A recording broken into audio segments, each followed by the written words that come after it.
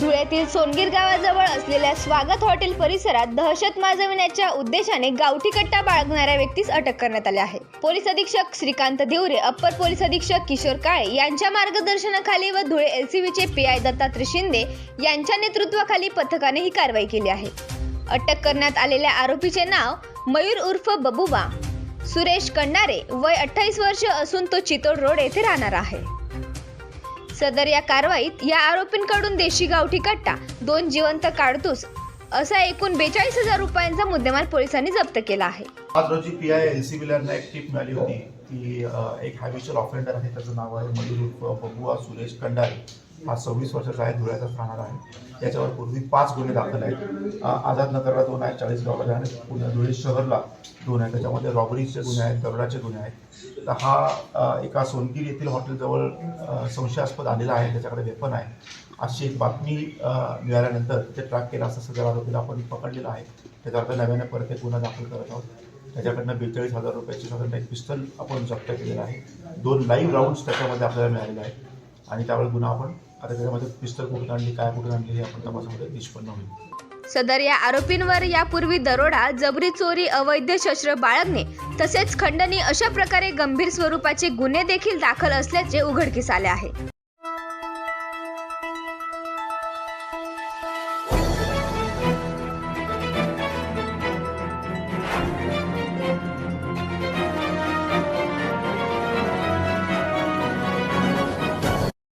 राज्यमंत्री दादा भुसे बदनामी प्रकरणी आज शिवसेना ठाकरे गटाचे नेते संजय राऊत मालेगाव कोर्टात हजर झाले होते। या सुनावणीमध्ये त्यांना न्यायालयाकडून तुर्तास दिलासा देण्यात आलाय। मात्र या प्रकरणाची पुढील सुनावणी ही 3 फेब्रुवारीला होणार आहे। यावेळी राऊत यांनी आपल्यावर करण्यात आलेले आरोप फेटाळले असून दादा भुसे यांच्या नावाने आपण मजकूर छापला त्यामुळे त्यांना बाधा झाली। 178 कोटींचे क्राऊड फंडिंग झाले। मला प्रश्न विचारण्याचा अधिकार आहे। लोकांकडून गोळा केलेला पैसा गेला कुठे याचा हिशोब विचारल्यावर माझ्यावर अब्रू नुकसानीचा दावा करण्यात आला। मात्र मी कुणासमोर गुडघे टेकले नाही आणि टेकणारही नाही अशा कडक भूमिकेत यावेळी खासदार राऊत दिसून आले। तर हिसाब तो देना ही पडेगा हे भाजपाचं वाक्य असून लोकांना हिशोब पाहिजे आणि आता त्यांना हिशोब द्यावा लागणार असं सूचक वक्तव्यही त्यांनी केलंय। नेमकं काय म्हणालेत राऊत पाहूयात। आपण तडजोड करावी, एक चांगला कायदा पाळावा। भ्रष्टाचाराच्या प्रकरणावर तडजोड होत नाही। 178 कोटी शेतकऱ्यांचे गोळा केलेले आहेत, त्याचा हिशोब द्या एवढंच मी सांगितलंय। मी आरोप केलाय मी आरोप केलाय का की शेतकऱ्यांच्या कडून 178 कोटी गोळा केले गिरणा मोसम सहकारी साखर कारखाना बचाव या नावावर। लोकांना हिशोब हवाय। हा हिसाब तो देना पडेगा ही भाजपचीच गर्जन आहे ना सगळ्यांच्या बाबतीमध्ये। हिसाब तो देना पडेगा, हिसाब दे दो। आता आम्ही हिशोब मागितल्यावर तुम्ही आमच्यावर गुन्हे दाखल करता, खटले दाखल करता, दादागिरी करता। आम्ही सुद्धा दादांचे दादा आहोत, लक्षात घ्या। आमचा जन्मच दादागिरीतून झालेला आहे रस्त्यावर। हा आम्ही नावाचे दादा नाही, फक्त डरपोक नाही आहोत आम्ही लढू। ज्या भारतीय घटनेनं मगाशी म्हटल्याप्रमाणे मला चोराला चोर म्हणण्याचा अधिकार घटनेनं दिलेला आहे। मी चोराला महात्मा किंवा संत म्हणू शकत नाही, तो घटनेचा अपमान ठरेल। 9 फेब्रुवारीला आपल्याला उपस्थित राहण्यात येऊ ना, त्यात काय महाराष्ट्रातच जायचं आहे ना, मालेगावला जायचं, इकडे आमचा आमदार होणार आहे, मला इथे यावंच लागेल। अद्वै हिरेला तुरुंगात टाकतो, अद्वै हिरेला दादा भुसेना का नाही अद्वै हिरेला तुरुंगात टाकता ना दबावाखाली। मग दादा भुसे यांचा 178 कोटीचा घोटाळा असताना तुम्ही त्यांचा गुन्हा दाखल करून त्यांना का अटक केली जात नाही? हा भारतीय घटनेने दिलेला मला अधिकार आहे विचारण्याचा। एका कर्ज प्रकरणामध्ये बँकेच्या सरकारच्या दबावामुळे त्यांना अटक झाली। त्याच वेळेला माझी आधीपासूनची मागणी आहे, मी ईडी ईओडब्ल्यू सगळ्यांना पत्र लिहिली आहे, सरकारला पत्र लिहिलं आहे। गिरणा मोसम सहकारी कारखाना बचाव या नावाखाली विद्यमान मंत्री दादा भुसे यांनी शेतकऱ्यांकडून 178 कोटी रुपये गोळा केले। साधा प्रश्न आहे, या पैशाचा हिशोब द्या। या पैशाचं कुठे मनी लॉन्ड्रिंग झालंय, कुठल्या रूटनी बाहेर गेले, कुठे गुंतवले, काय झालं. शेतकऱ्यांचे पैसे आहेत, पावत्या आहेत, शेकडो बघा शेकडो पावत्या माझ्याकडे आहेत. हा 178 कोटी रुपये लहान रक्कम आहे का शेतकऱ्यांची त्या काळातली? हा हिशोब जर आम्ही मागतो तर आम्ही गुन्हेगार. भारतीय घटनेनं मला अधिकार दिलाय चोराला चोर म्हणण्याचा आणि भ्रष्टाचाराविरुद्ध लढण्याचा. लोकप्रतिनिधी मी सुद्धा आहे, पार्लमेंटला आहे, मला माहिती आहे घटना, नियम, कानून काय आहे तो. ठीक आहे, आमच्या खटला दाखल केला, आम्ही कोर्टामध्ये आलो. आम्ही काय घाबरतो का? आम्ही काय डरपोक आहोत पळून जायला? ढुंगणाला पाय लावून तुमच्यासारखे? हा, नोटीस आली का गेले पळून दुसऱ्या पक्षामध्ये. आम्ही इथेच आहोत. अद्वैत हिरे इकडले आमदार होतील, आम्ही लढवई आहोत. आपण पाहिलं वातावरण काय आहे ते आता. दरम्यान यावेळी मालेगावात संजय राऊत यांनी शक्ती प्रदर्शन देखील केलं. यावेळी ठाकरे गटाचे पदाधिकारी आणि कार्यकर्त्यांकडून जोरदार घोषणाबाजी देखील करण्यात आली. मालेगावात आमचाच आमदार होणार असं सूचक वक्तव्य करत त्यांनी अद्वैत हिरे प्रकरणी गुन्हा दाखल केला गेला, मग दादा भुसे यांच्यावर गुन्हा दाखल का केला जात नाही असा सवालही उपस्थित केलाय. धनश्री कलाल, माझा महाराष्ट्र न्यूज, मालेगाव.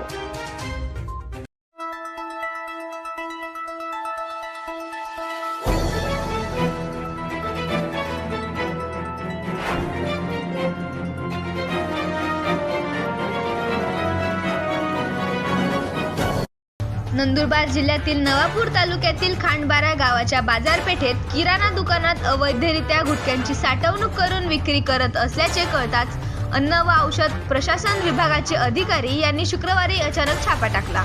यावेळी 3 किराणा दुकानात 22,800 रुपयांची प्रतिबंधित गुटखा जप्त करून दुकान सील करण्यात आले आहे.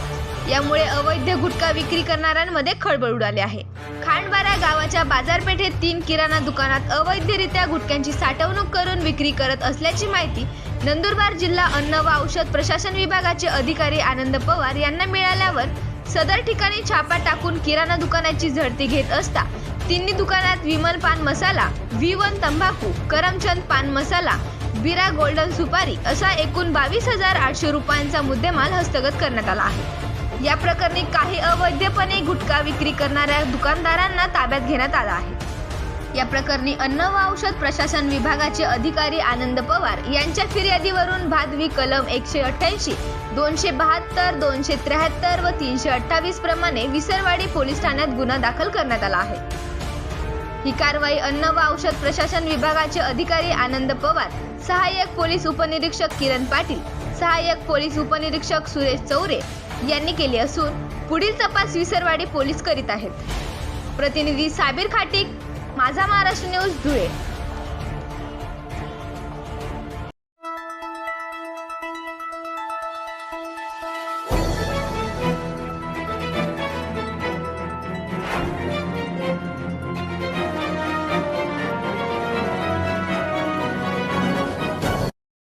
राष्ट्रीय महामार्ग क्रमांक 3 वर घडलेल्या दरोड्याचा गुन्हा उघडकीस आणण्यास धुळे तालुका पोलिसांना यश आलं आहे. या धडाकेबाज कारवाईत 5,79,500 रुपयांचा मुद्देमाल तालुका पोलिसांनी जप्त केला आहे. धुळे तालुक्यातील आर्वी येथील शेतकरी रितेश शंकर पाटील व त्याचा मित्र रोहित निंबा घोरपडे हे दोघे MH18 CB 3607 या क्रमांकाच्या दुचाकीने धुळ्याकडून आर्वीकडे येत होते. लडिंग घाट संपल्यावर रोकडोबा हनुमान मंदिराच्या अगोदर मोटरसायकलीवरून आलेल्या चौघांनी त्यांना अडवले.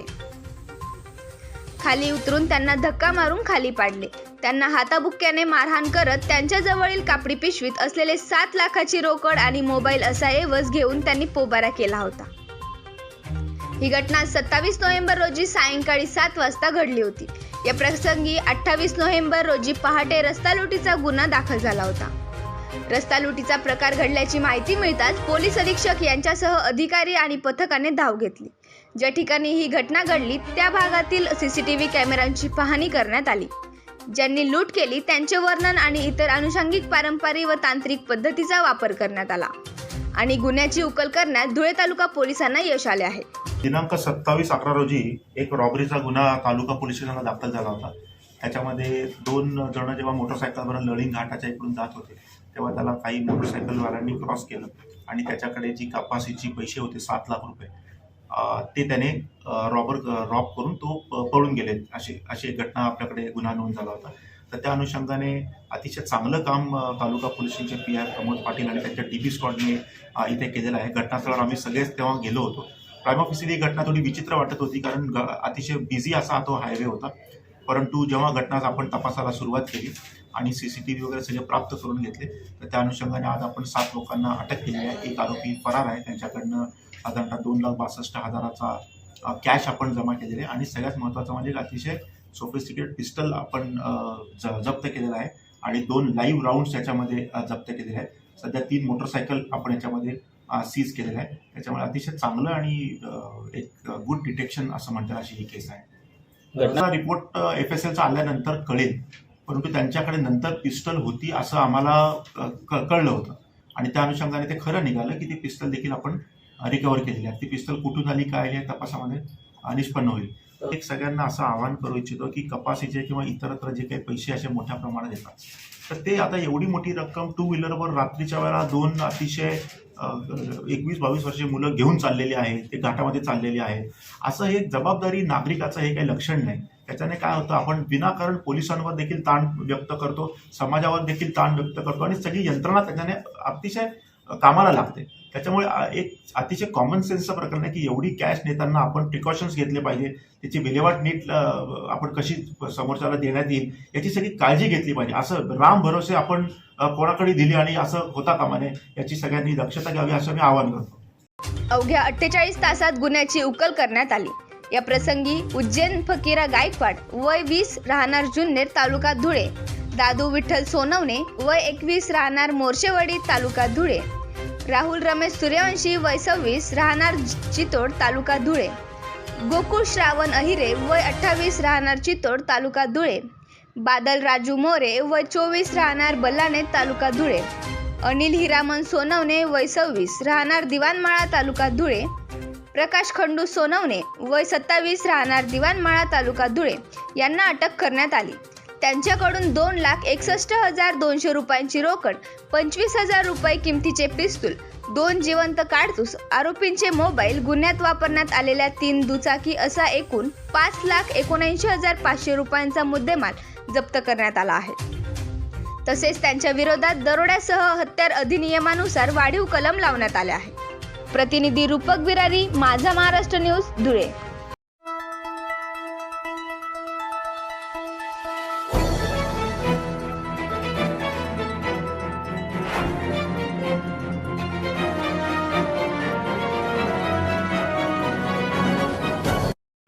धुळे जिल्ह्यातील रेशन दुकानांना धान्यद्वार पोच देण्यात यावे.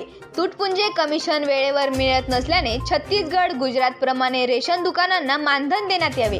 यासह विविध मागण्यांसाठी स्वस्त धान्य दुकानदार व केरोसिन परवानाधारक संघटनेतर्फे शहरातील जेल रोडवर धरणे आंदोलन करण्यात आले आहे.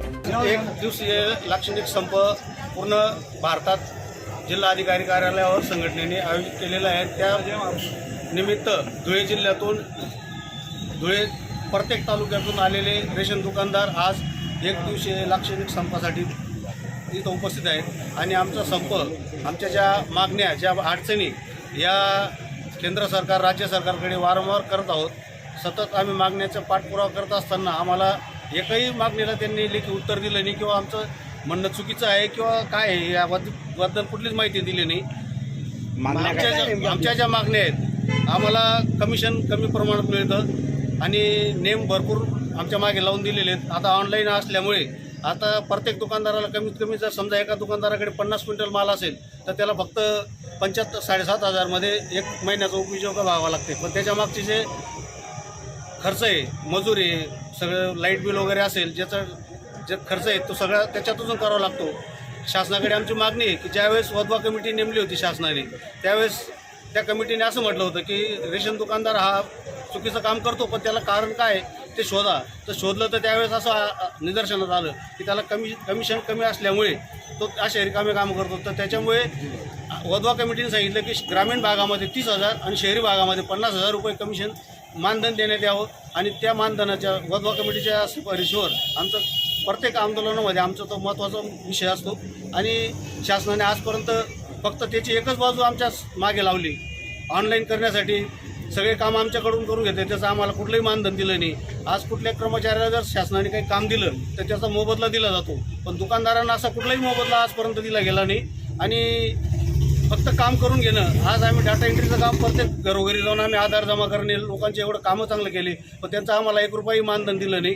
म्हणून आमची शासनाकडे जी आमची मागणी आहे, ही मागणी शासनाने पूर्ण करावी. आंदोलनात संघटनेचे जिल्हाध्यक्ष मधुकर पाटील, उपाध्यक्ष भाईदास पाटील, धुळे तालुकाध्यक्ष विलास चौधरी, शिरपूर तालुकाध्यक्ष राजू टेलर, शिंदखेडा तालुकाध्यक्ष RR पाटील, साक्री तालुकाध्यक्ष प्रवीण खेरनार यांसह जिल्ह्यातील दुकानदार सहभागी झाले होते. प्रतिनिधी रूपक बिरारी, माझा महाराष्ट्र न्यूज, धुळे.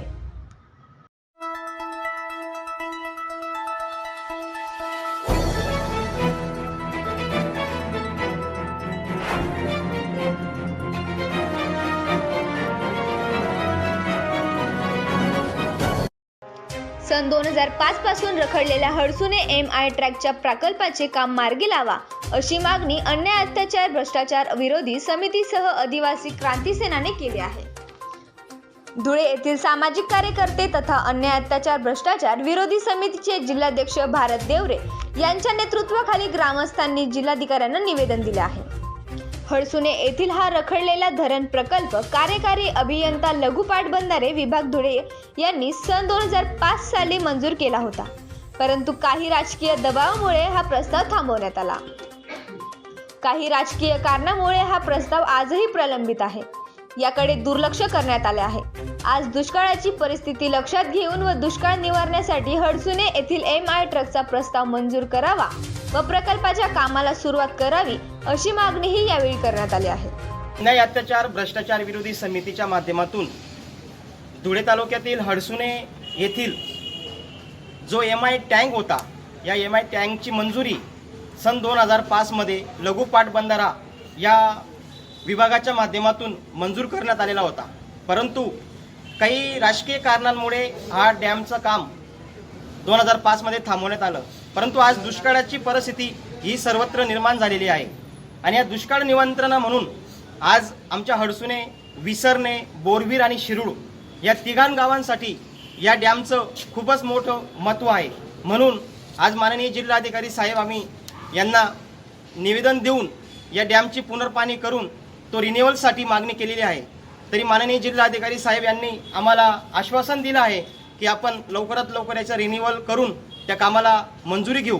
आणि आज अन्याय अत्याचार भ्रष्टाचार विरोधी समितीच्या माध्यमातून माझे ग्रामस्थ मंडळी व माझे आदिवासी क्रांती सेनेचे पदाधिकारी यांच्या माध्यमातून आज जिल्हाधिकारी साहेबांना निवेदन दिलं आहे. यावेळी अनिल आहिरे, लक्ष्मण भागवत पवार, ज्ञानेश्वर गिरधर पाटील, राकेश सखाराम पाटील, समाधान मुकुंदा पाटील, काळू शिवाजी आहिरे, राहुल राजेंद्र पाटील, चेतन धनराज पाटील, विलास गोरख पाटील, अरुण मधुकर पाटील, हिम्मत सोनवणे, भटू सुभाष मोरे यांच्यासह ग्रामस्थ उपस्थित होते.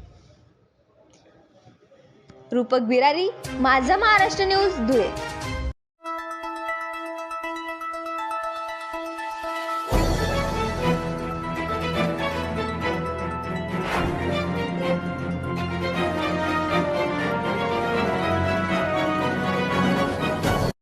शेंदुर्णी महावितरण विभागातील सांतुंबर रोहित्रावरील विद्युत तार अडकून ती तुटून रस्त्यावर पडल्याची घटना पहाटे घडली आहे.